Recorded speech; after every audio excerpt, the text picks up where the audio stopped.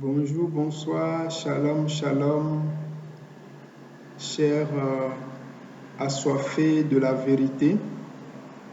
Ceux qui veulent la vérité la cherchent et la trouvent. La vérité est en Jésus-Christ. Elle n'est pas dans une religion. Elle est dans la parole de Dieu. Et c'est sur cette parole que nous nous appuyons pour donner notre enseignement. Shalom, shalom. Bienvenue sur cette vidéo que nous vous invitons à suivre jusqu'à la fin. Elle sera un peu longue, mais veuillez la suivre, elle vous fera beaucoup de bien parce que Dieu nous a déposé beaucoup de choses dans le cœur pour aider ceux qui sont encore dans la confusion concernant les moyens du salut, c'est-à-dire que faut-il pour être sauvé? Que faut-il? Qu'est-ce que la Bible dit là-dessus? Nous pouvons lire cela dans la parole de Dieu, parce que Dieu nous a permis de savoir lire au moins. Et cela nous permet de découvrir la vérité, parce que Jésus l'a dit dans Jean 8, verset 32, « Vous connaîtrez la vérité, et la vérité vous rendra libre. » Seigneur, que ton esprit touche un cœur actuellement à ne pas s'endurcir, à ne pas continuer de boire l'eau du puits de Jacob qui ne rassasie pas et qui n'arrête pas la soif, mais à t'adorer en esprit et en vérité, car c'est là les adorateurs que tu désires. Au nom de Jésus-Christ. Amen. Cet enseignement permettra sûrement à quelqu'un de trouver le chemin de la vérité et de l'adopter. Le titre, c'est simplement ceci: le moyen du salut, c'est-à-dire qu'est-ce qu'il faut pour être sauvé, puisque nous sommes dans le domaine spirituel. Qu'est-ce qu'il faut pour être sauvé? Nous croyons que la Bible est la parole de Dieu. Elle contient la parole de Dieu et elle mérite notre confiance totale. Nous ne doutons pas de la parole de Dieu. La Bible est le fondement de notre enseignement parce qu'elle contient ce que Dieu a voulu dévoiler. Parce que Deutéronome 29, verset 29 nous dit que les choses révélées sont, n'est-ce pas, pour nous. Les choses cachées sont pour Dieu. Ce qu'il a déjà révélé, qui est dans la parole de Dieu, nous pouvons l'exploiter sans complexe. C'est pourquoi nous vous invitons à ouvrir vos Bibles. Si vous les avez, veuillez les ouvrir. Je vais utiliser beaucoup plus la version Louis II. C'est la version qui est à ma portée et qui est aussi simple que possible. Nous allons l'utiliser. Par quel moyen s'obtient le salut? Avant de commencer cet enseignement, je voudrais avertir les pharisiens de ce siècle. Je vais juste lire ce que Jésus a dit sur vous. Chers pharisiens, écoutez bien ce que Jésus a dit sur vous. Vous qui ne voulez pas entrer dans le royaume, mais qui veulent empêcher les autres. Dans Matthieu, le chapitre 23, la Bible dit, le verset 13, « Malheur à vous, scribes et pharisiens, hypocrites, parce que vous fermez aux hommes le royaume des cieux.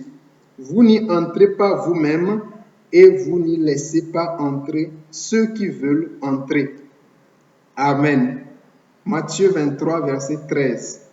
Nous croyons que la totalité de la parole de Dieu est la vérité. La Bible, elle est la vérité. Et chaque verset contient la vérité. Qu'est-ce qu'il faut pour être sauvé? Allons dans la parole de Dieu dans Éphésiens 2. S'il vous plaît, notez ces versets parce que ces versets vont vous aider à chaque fois que vous êtes face à un doute, à ne pas tomber dans un doute. Parce que la foi, c'est comme un combat. La relation avec le Seigneur, c'est un combat. Et ce combat, c'est contre le mensonge. Éphésiens 2, à partir du verset 8, nous lisons « Car c'est par la grâce que vous êtes sauvés, par le moyen de la foi. Et cela ne vient pas de vous. C'est le don de Dieu. Ce n'est point par les œuvres, afin que personne ne se glorifie. » Amen à la parole de Dieu. Éphésiens 2, versets 8 à 9. C'est par la grâce que vous êtes sauvés, par le moyen de la foi. Cela ne vient pas de vous, de vos efforts, j'ajoute ça moi-même. C'est le don de Dieu. Ce n'est point par les œuvres, afin que personne ne se glorifie. Personne ne peut se glorifier d'être sauvé par ses efforts, par ses œuvres. Cela est exclu. Pourquoi? Parce que c'est par la grâce. La grâce s'obtient par la foi. La foi, c'est la main spirituelle qui nous permet de recevoir de Dieu. Parce que pour recevoir de Dieu le salut qu'il donne gratuitement, il faut la foi. Romains 10.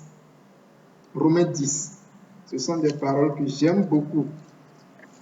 Romains 10 nous donne une explication simple de comment les hommes se battent pour être sauvés et comment Dieu vient pour nous donner le salut gratuitement. Romains 10 dit ceci: Frères, le vœu de mon cœur et ma prière à Dieu pour eux, c'est qu'ils soient sauvés. Je leur rends le témoignage qu'ils ont du zèle pour Dieu, mais sans intelligence. Ils sont zélés, mais un zèle mal éclairé. Ne connaissant pas la justice de Dieu et cherchant à établir leur propre justice, ils ne se sont pas soumis à la justice de Dieu. Car Christ est la fin de la loi pour la justification de tous ceux qui croient. La justification de tous ceux qui croient. Verset 5. En effet, Moïse définit ainsi la justice qui vient de la loi. L'homme qui mettra ces choses en pratique vivra par elles. Mais voici comment parle la justice qui vient de la foi. Ne dis pas en ton cœur qui montera au ciel, c'est en faire descendre Christ, ou qui descendra dans l'abîme, c'est en faire remonter Christ d'entre les morts. Que dit-elle donc? La parole est près de toi, dans ta bouche et dans ton cœur. Or, c'est la parole de la foi que nous prêchons. Tout le monde sait parler. Même les sourds-muets ont leur manière de parler. Donc, la parole est à portée de chacun. Le verset 9 dit: Si tu confesses de ta bouche le Seigneur Jésus, et si tu crois dans ton cœur que Dieu l'a ressuscité des morts, tu seras sauvé. Car c'est en croyant du cœur qu'on parvient à la justice. Et c'est en confessant de la bouche qu'on parvient au salut. Selon ce qui est écrit, ce qui est dit dans l'Écriture, quiconque croit en lui ne sera point confus. Amen. Ça, c'est Romains 10, versets 1 à 10. Pour ceux qui veulent une explication, c'est simple. Paul nous montre que ses frères juifs cherchent à plaire à Dieu par leur propre justice en se basant sur les œuvres de la loi. Mais il leur explique que la parole qu'il faut accepter et prendre comme vérité, comme base de notre salut, c'est la foi en Jésus-Christ. C'est simple, c'est facile comme bonjour. Allons dans Jean 5, verset 24. Jésus va nous parler directement. Il a parlé par l'Esprit, par Paul. Vous allez écouter lorsqu'on a posé la question à Jésus, parce que nous les hommes, nous sommes dans un monde où le mérite dicte notre monde. Le mérite. Nous sommes dans un monde de mérite. Si tu fais ça, tu auras ça. Si tu accomplis ça, tu auras ça. Si tu vends ton âme au diable, tu auras l'argent. Mais Dieu, c'est à lui qu'appartient l'or et l'argent. Allons dans Jean 5, verset 24. Notez ce verset, c'est de l'or. Jean 5, verset 24. En vérité, je vous le dis. Celui qui écoute ma parole et qui croit à celui qui m'a envoyé a la vie éternelle et ne vient point en jugement, mais il est passé de la mort à la vie. Nous ne voulons pas utiliser la notice du Créateur. Nous voulons fabriquer nos propres notices. C'est pourquoi nous souffrons dans la religion. Nous souffrons dans les rituels. Et nous sommes à l'aise dans le confort religieux. Et cela nous plaît, parce que ça satisfait la chair. Mais la Bible dit, en vérité, je vous le dis, celui qui écoute ma parole et qui croit à celui qui m'a envoyé a la vie éternelle et ne vient point en jugement, mais il est passé de la mort à la vie. Donc, lorsque nous croyons en Jésus-Christ, il y a quelque chose de spirituel qui se passe. Nous changeons d'identité. Nous changeons de citoyenneté. Nous qui étions condamnés pour aller en enfer, nous prenons maintenant le chemin et nous arrivons spirituellement au ciel. Même si notre corps est sur la terre, nous avons déjà la vie éternelle en nous. Nous avons la vie éternelle en nous. Jésus l'a dit, il n'a pas utilisé le futur, il a dit clairement, celui qui croit en moi a la vie éternelle. Celui qui me reçoit, il reçoit, parce que quand tu reçois Jésus, tu reçois le Père. Ouais. Allons dans Jean 6, verset 29. Nous allons juste lire la parole. La parole, elle se défend. Nous ne défendons pas la parole de Dieu, non. Elle se défend d'elle-même. Nous la mettons seulement, n'est-ce pas? Nous exposons ça pour que tout le monde voit, pour que tout le monde puisse voir. Parce que certains refusent par mauvaise foi, refusent. Ils voient la vérité, mais ils disent, mais ce n'est pas lui qui doit nous donner la vérité. Dieu peut parler par tout le monde. Ne regardez pas le canal, mais regardez la vérité. Jean 6, 29 dit, Jésus leur répond, parce qu'ils ont posé une question à Jésus dans le verset 28. Que devons-nous faire pour faire les œuvres de Dieu? Voilà, les œuvres. Les hommes aiment les œuvres de Dieu. Que devons-nous faire? Jésus leur répondit, l'œuvre de Dieu, c'est que vous croyez en celui qu'il a envoyé. Je relis encore, c'est comme si, ce n'est pas le français ou bien c'est comment. L'œuvre de Dieu, c'est que vous croyez en celui qu'il a envoyé. Voilà l'œuvre que Dieu veut. Recevez celui qui frappe à la porte de votre cœur. Apocalypse 3, verset 20. Recevez Jésus qui vous parle en ce moment alors que je suis en train d'exposer la vérité. Parce que Jésus, il est là, le chemin, la vérité et la vie. Il n'a pas dit que je suis un chemin. Je suis le chemin, la vérité et la vie. Waouh! Merci Seigneur. Nous continuons notre cheminement de la réponse que Dieu donne par rapport à quel est le moyen du salut. Et nous répondons simplement avec la parole de Dieu. Ce n'est pas notre parole. Nous n'avons pas inventé la Bible. La Bible, 2 Pierre 1, verset 21, nous montre que Dieu inspire, Dieu pousse les hommes à écrire les choses. Comme Exode 24, verset 4, Dieu inspire, Dieu parle aux hommes et ils écrivent. Dieu leur met ça au cœur ou en esprit, ou directement, comme il a parlé à Moïse. Moïse a écrit, en Exode 24, verset 4. Il a écrit ça sur les tables des pierres. Il a écrit. Allons-y dans Acte 13, verset 38 à 39. Acte 13, verset 38 à 39. Sachez donc, hommes, frères, que c'est par lui que le pardon des péchés vous est annoncé, et que quiconque croit est justifié par lui de toutes les choses dont vous ne pouviez être justifiés par la loi de Moïse. Amen.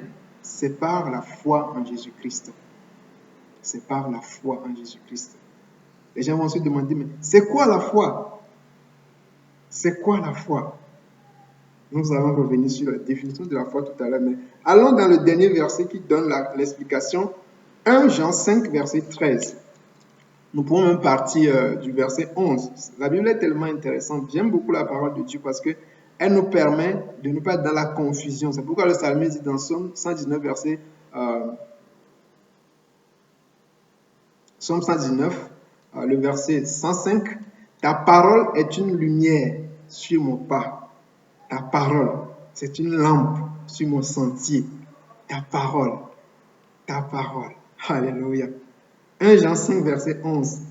En voici ce témoignage, c'est que Dieu nous a donné la vie éternelle et que cette vie est dans son Fils. Celui qui a le Fils a la vie. Celui qui n'a pas le Fils de Dieu n'a pas la vie. Je vous ai écrit ces choses afin que vous sachiez que vous avez la vie éternelle, vous qui croyez au nom du Fils de Dieu. 1 Jean 5, verset 13. C'est la bonne nouvelle que nous vous annonçons. Ce n'est pas une mauvaise nouvelle. Recevez-la. Elle vous fera du bien. Recevez-la, chers contemporains. Recevez cette parole. Elle vous fera du bien. C'est Jésus même que vous recevez en recevant sa parole. Cette parole vous délivrera de la confusion que les hommes veulent vous imposer. La parole de Dieu. Donc, la Bible nous dit clairement que c'est par la foi. Et la foi, c'est une œuvre. C'est-à-dire, la foi, c'est une œuvre spirituelle parce que nous faisons un pas vers Dieu en disant, « Ah Seigneur, je viens à toi, je suis incapable d'accomplir la loi dans sa totalité. Je viens à toi, reçois-moi, libère-moi. » C'est ça la foi. Et donc, la deuxième partie qu'il faut bien comprendre, c'est que nul ne sera justifié par les œuvres de la loi. Nul, personne. Et c'est la parole de Dieu qui le dit. Ce n'est pas, nous n'inventons rien. Vous avez beau faire des œuvres, et ce n'est pas les œuvres qui vous justifient. Non. Il faut qu'on soit clair là-dessus. Ne nous embrouillons pas. Allons-y dans la parole de Dieu. Romains 3. Allons dans Romains. L'épître de Paul aux Romains 3, à partir du verset 20, verset 22. La Bible dit, « Car nul ne sera justifié devant lui par les œuvres de la loi. » Nul. Puisque, n'est-ce pas, c'est par la loi que vient la connaissance du péché. C'est la loi qui me permet de savoir que je suis un pécheur et que j'ai besoin de Dieu. La loi, c'est le microscope. La loi, ce n'est pas le vaccin. Le vaccin, c'est la foi en Jésus-Christ. C'est Jésus qui est le salut. Et quand nous recevons Jésus, nous recevons le salut. Alléluia. Le verset 22, il dit, voilà, mais maintenant sur la loi, sans la loi, est manifestée la justice de Dieu à laquelle rendent témoignage la loi et les prophètes. Justice de Dieu par la foi en Jésus-Christ pour tous ceux qui croient. Il n'y a point de distinction. C'est la foi. Tout le monde peut croire. Dieu ne met jamais quelque chose que certains individus peuvent seulement faire. Il met une condition simple, la foi. Par les œuvres de la loi, nul ne peut être justifié devant Dieu. Nul, personne. Personne. Car tous ont péché et sont privés de la gloire de Dieu, sans exception. Et ils sont gratuitement justifiés par sa grâce, par le moyen de la rédemption qui est en Jésus-Christ. C'est lui que Dieu a destiné par son sang à être pour ceux qui croiraient victime propitiatoire, afin de montrer sa justice parce qu'il avait laissé impunis les péchés commis auparavant au temps de sa patience, afin, dis-je, de montrer sa justice dans le temps présent, de manière à être juste, tout en justifiant celui qui a la foi en Jésus. Celui qui a la foi en Jésus-Christ est juste. Ce n'est pas les œuvres qui nous justifient, c'est par la foi. Les œuvres de la loi ne justifieront personne. Elles vous frustreront. Il faut d'abord avoir la citoyenneté. Ce n'est pas parce que vous avez étudié au Togo que vous êtes togolais. Non. Si vous avez la nationalité, vous êtes de ce pays. Si vous avez la nationalité française, alors vous êtes français. Et pour avoir la citoyenneté, pour devenir citoyen français, il y a des lois. Soit vous êtes né d'un père français, ou soit vous avez vécu dans le pays pendant un certain nombre d'années. Et puis la loi définit tout cela. Ou bien un parent, la France vous adopte et vous faites le serment, etc. Donc, il y a tout. C'est la parole, c'est la notice qui définit ces choses-là. Donc, quel est le rôle de la loi alors? Puisque ce n'est pas la loi qui nous sauve. Quel est le rôle de la loi? La parole est simple, elle est simple. Allons dans Galates. Galates chapitre 3, nous définit clairement. Les gens vont dire, mais non, Abraham la Bible dit, Abraham eut foi. Abraham crut. Et cela lui fut compté à justice. Abraham crut. Avant d'aller dans Actes, restons un peu dans Romains, le chapitre 4, qui nous donne les ingrédients de comment Dieu, n'est-ce pas, heureux ceux dont les iniquités sont pardonnées et dont les péchés sont couverts. Heureux l'homme à qui le Seigneur n'impute pas son péché. Ce bonheur n'est-il que pour les circoncis ou est-il aussi également pour les incirconcis? Car nous disons que la foi fut imputée à justice à Abraham. C'est la foi, ce n'est pas les œuvres. Comment donc lui fut-elle imputée? Était-ce après ou avant sa circoncision? Il n'était pas encore circoncis. Il était incirconcis. Nous sommes dans Romains 4 à partir du verset 7. Et il reçut le signe de la circoncision, n'est-ce pas? Il reçut le signe de la circoncision.